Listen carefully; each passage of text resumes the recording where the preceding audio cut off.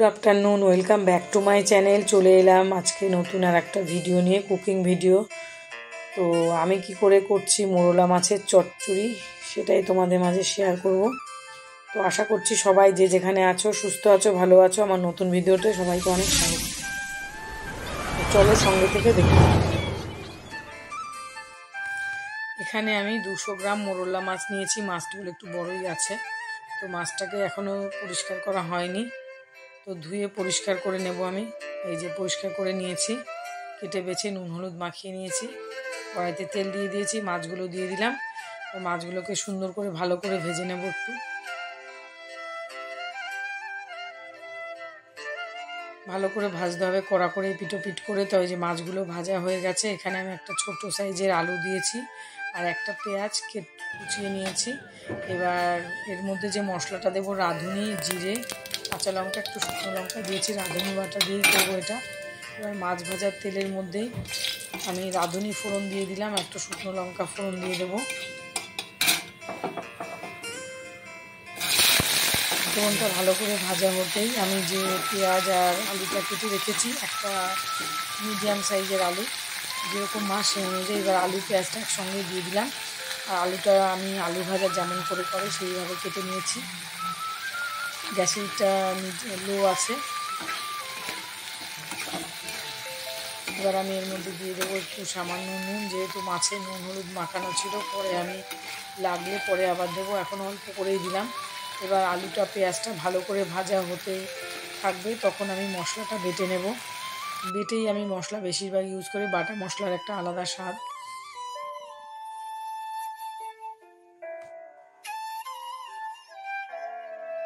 যে আলুটা প্রায় ভাজা ভাজা হয়ে এসছে,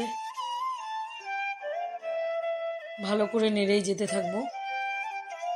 তারপর এখানে আমি একটা দিয়ে দেবো, একটা টমেটো হাফ টমেটো দিয়ে দিলাম। আর ছোটো হলে একটা গোটাই দিয়ে দেবে।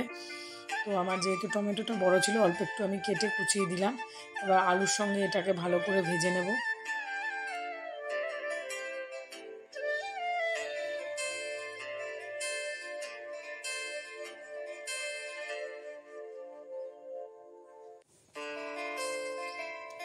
ভালো করে ভাজা হতে থাকবে। এদিকে আমার মশলাটা বাটা হয়ে গেছে। রাঁধুনি জিরে, রাঁধুনিটা বেশি জিরেটা কম, মশলাটা বাটা হয়ে গেছে। এবার আমি মশলাটা এর মধ্যে দিয়ে দেবো। আলুটা যেহেতু ভালো করে ভাজা হয়ে গেছে, মশলা দিয়ে একটু কষিয়ে নেবে। তারপর একটু মশলা বাটি ধোয়া জল দিয়ে দেবো। এবার গ্যাসের এখন লোই আছে, লো ফ্লেমেই ধীরে ধীরে করবো। আর সবসময় আমি লো ফ্লেমেই করে থাকি। হাই ফ্লেমে দিলে মশলা পুড়ে যায়, স্বাদটা অন্য হয়ে যায়। এবার জন্য আমি ধীরে ধীরে সব কিছু করতে থাকি। এবার এর মধ্যে আমি একটু দিয়ে দিলাম কাশ্মীরি লঙ্কার গুঁড়ো, একটু হলুদ গুঁড়ো, একটু জল দিয়ে মশলা বাটির মধ্যে একটু গুলে নেব। এবার জলটা দিয়ে দেবো, মশলা বাটি ধোয়া জল আর হলুদ, কাশ্মীরি লঙ্কার গুঁড়ো কালারের জন্য, ভালো লাগবে দেখতে, তার জন্য দিয়েছি। এবার সব উপকরণগুলো একসঙ্গে ভালো করে মিলিয়ে নেব। এবার যে মাছগুলো আমি ভেজে রেখেছি, মাছগুলো দিয়ে দিলাম। এবার মাছগুলো দিয়ে একসঙ্গে মশলার সাথে একটু ভালো করে কষিয়ে নেব। এবার যে যেমন ঝোল খাবে সেই অনুযায়ী আমি অল্প করে জল দিয়েছি, মশলা বাটি ধোয়া জলের অল্প হাফটা দিয়েছি। দিয়ে ভালো করে একটু নাড়িয়ে চাড়িয়ে নেব। তারপর একটু ঢাকা চাপা দিয়ে 2 মিনিটের জন্য হতে দেব। কারণ যেহেতু এখানে আমার আলুটা ভাজাই আছে, আলু সেদ্ধ হতে বেশি সময় লাগবে না। ভালো করে ভেজে নিয়েছি যেহেতু আমি আলুটা। আর মশলাটাও আমার কষা হয়ে গেছে। এবার একটু ভালো করে নাড়িয়ে চাড়িয়ে আর একটু অল্প করে জল দিয়ে দেব।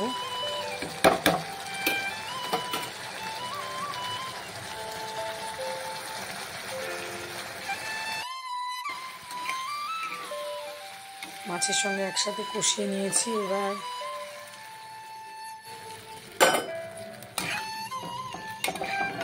এভাবেও রাখতে পারো যদি মনে করো কেউ ঝোল রাখবে না। আমি যেহেতু অল্প করে ঝোল রেখেছি, এই জন্য মশলা বাটি ধোয়া জলে বাটির আমি হাফ বাটি জল দিয়ে দিলাম।